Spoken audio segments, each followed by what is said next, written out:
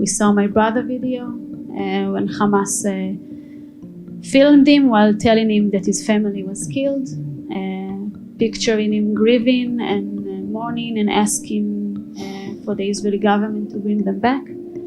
And this is the last evidence I have from my brother, which left us really concerned, because I don't know how can anyone in a normal situation cope with this kind of information, and he has to cope after 50 days of being hostage and still hostage, away from us, from his family, not knowing if it's true. Welcome to the Rosenberg Report from Jerusalem, but a very special program tonight as we focus on the hostages. 136 Israeli and foreign hostages still held in those tunnels underneath the Gaza Strip by the Hamas monsters. We are now at, if you're watching on Thursday night, we're at 118 days that these people have been held by these terrorists. If you're watching Saturday night, it's 120 days where some of these families have not seen or even heard of or heard from their families. And tonight, I have a very special opportunity because this week I had the opportunity, invited by the Prime Minister's office, the government press office, to sit down and do a special event interviewing some of these Israeli families that are whose families were taken hostage on October 7th, and interview them before the foreign media. It's such an important story, and the Israeli government is trying to make sure that the hostage story isn't lost. There's so much attack against Israel. You've got the South African government condemning Israel before the World Court of Genocide. You've got the United Nations constantly condemning us. There's, the media onslaught against Israel goes on, and it's horrible. And so the danger is the personal story, of the tragedy and the humanitarian story, that these 136 hostages are still held. They're still held.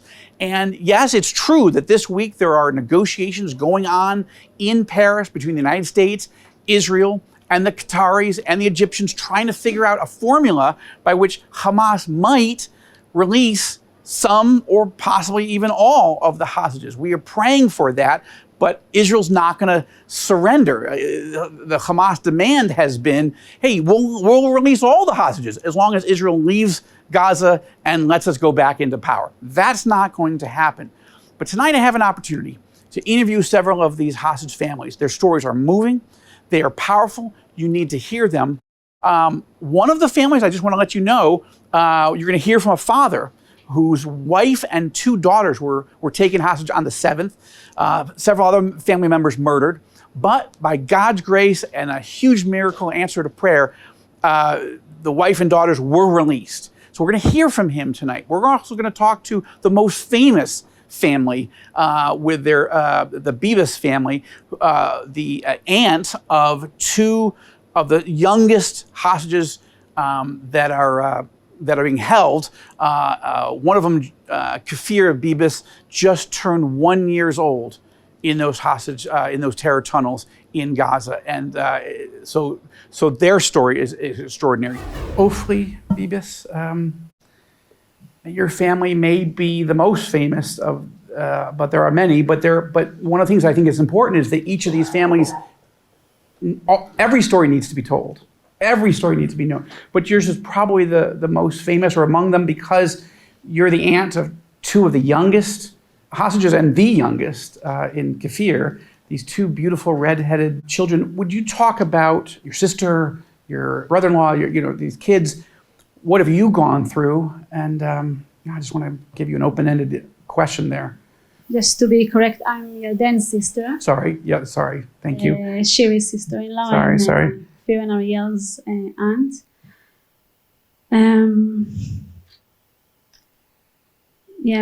My family unfortunately has become maybe the most famous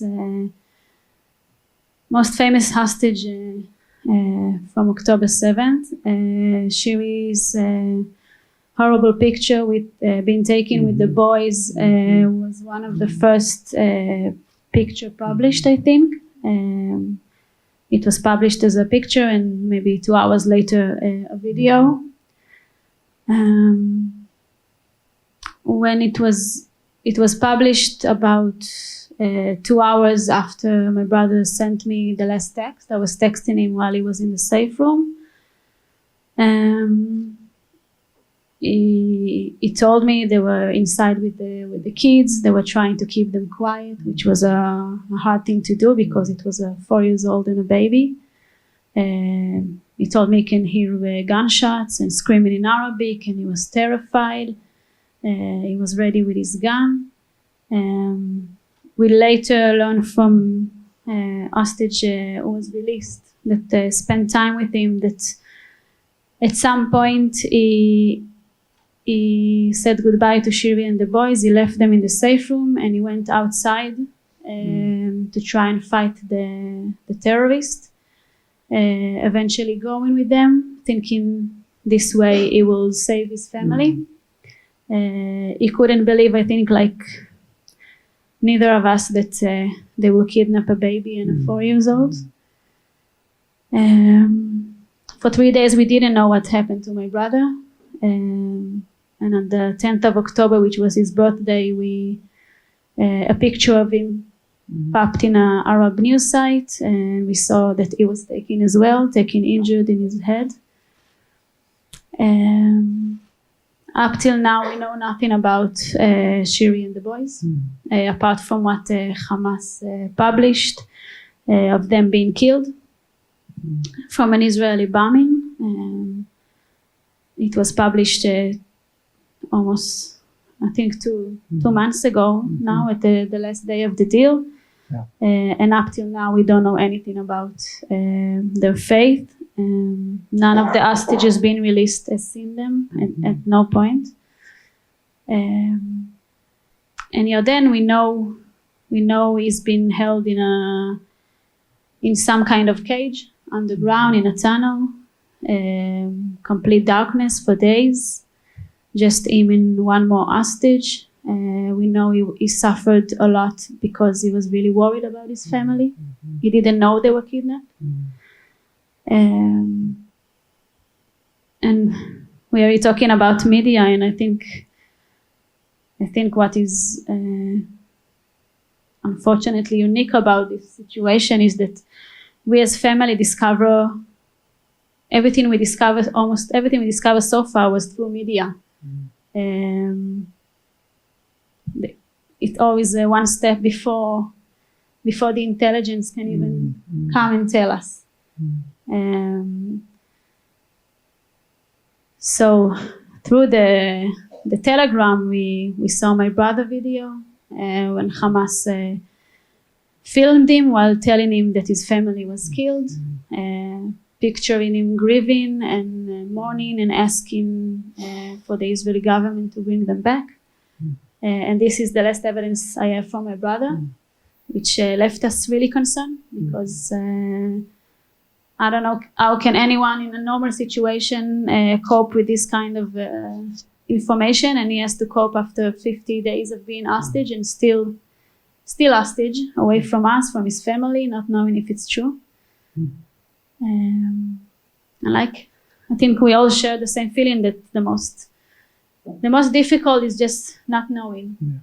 Not knowing where they are, not knowing their condition, not knowing where they're coming back, not knowing how can we help, what can we do. We've been traveling all over the world, talking, delegations and media, and just trying to be their voice. Malki Shem Tov, you and I had the honor of meeting you and your wife Shelley, who was here. Hi. At the hostage village sort of headquarters when I brought the evangelical Christian delegation, Governor Huckabee and the others. Would you talk about Omer? And he's not just a hostage. He's got a unique set of medical challenges that make this significantly worse than even everybody else, as bad as it all is, right? So can you talk a little bit about him, who he is, but also his medical conditions? Yes, I will speak about Omer. But first I want to ask the audience, do you know where is your son now? Do you know where is your daughter now? Do you know if they are eating? Do you know if it's cold? I didn't speak, me or my wife or my family, with Omer more than 150 days. So I guess you can imagine what is the feeling of parents that he didn't speak with his son more than 150 days. And not only speaking, not knowing, like in the dark. Omer is a young boy. He just went to the most wrong festival. And he just started his life. You know, tons of friends. 21, right? 21. Just starting his life, as I say. Young, party guy, tons of friends, working as a waiter in a restaurant, and thinking about the next party and the next good time with his friends. And he went, as I say, to the most wrong festival. Omer was on the Nova Festival, and from 6:30 until 8:30, we've been in contact with him. We spoke with him many times. He was running away. He tried to find a shelter. He tried to find a place where to hide. And from time to time, for a call, another call, he sounded much more panic, much more hysteric. He was able to reach a car, though, with a friend, right? He came with friends, but some of the friends just, they split. Yeah. And one of the phone calls, he told us that he has another two friends. They found a car of a friend that he was already out of the area. Mm. And he was calling them, and he told them that he's coming to take them. Mm. And he came to take them. And we asked Omer to send us a live location. And we saw the point on the screen of the phone. And we saw the beginning that the point is not really moving. And then suddenly we saw the point going very fast toward to the border of Gaza. And I tried to call him to tell him you are on the wrong way. I didn't realize that this is the situation. And I called him, but he never answered. And the next thing it was that the point was behind the border. And I guess, as I say before, you don't know nothing about your kid. So in that moment, it's like I felt someone throw on my face a huge, thick black curtain. And you say, wow, what I'm going to do. And Omer he was there with his friend. I will skip about details, but I will tell that he was with Itai 52 days. And we know from Itai all kind of stories. Omer is suffering from asthma, so he didn't have his inhaler. So it was really tough for him to breathe. And also they need to be in silent, so they were whispering all the time. So I can imagine how difficult it was for him just not to breathe, and also he cannot even cough, so he needed to whisper. And Omer was also celiac, so he cannot eat bread and what they give them over there, pita, labane, and bread.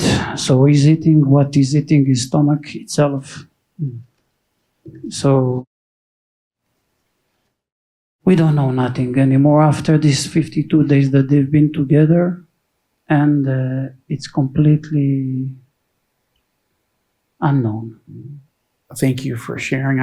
When we met with you and Shelley was sharing about how she goes into his room every day just to pray, God, please, we need a miracle. Yes, we left the light and the fan in his room, and the room is still like he left it. And Shelley keeps telling, when he will come, he will fix his room. So we are waiting for him to fix the room. Okay. And we miss him so much. And Bezrat Hashem, he will come back.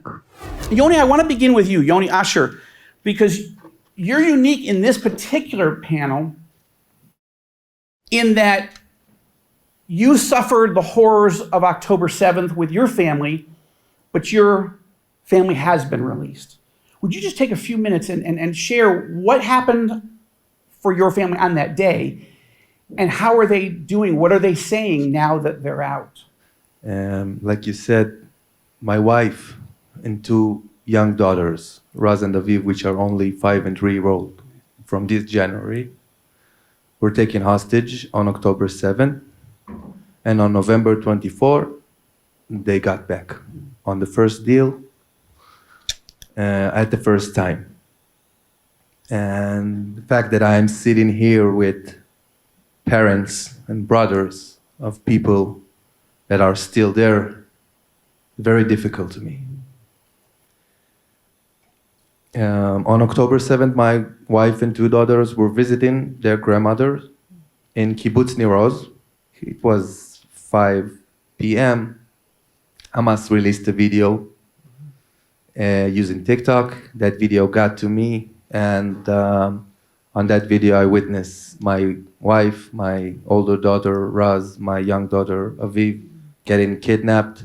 They were released. What can you tell us about what they're telling you, what they experienced, how they're doing? It's each day for us, it's October 7th. Mm-hmm. For each one of us, me and my wife, it's different, but we are remembering all the time, and I have flashbacks all the time from October 7th, from the 49 days, and my wife as well. So the coping is not simple, but like I said, as long as there are still people there, this is a rich man's problem. I just want to give you all the final word. Well, I will say what would that you like to say? It's become the mission of our life, the mission of all my family, in order to do everything to bring back Omer and all the other hostages. And we really do everything. Even if we will need to go to the moon and put a huge sign, bring them home. I just want to say that our fight as families is unfortunately still not done. And our fight, the fight of the Israeli government is against Hamas is not done. And we need the local media and the international media to keep the subject alive, to keep it on the news, to keep advocating for Israel, for her right to fight, and for the urgency of bringing the hostages back. I think it's part of the pressure we're trying to put on all the governments and on Hamas, and everybody is involved in the negotiation to end this situation. Because like Yoni said, it's clearly that the hostages doesn't have any time to spare. They can die every minute. So it's important that we'll have the media with us in our battle. It's a crucial part of our battle.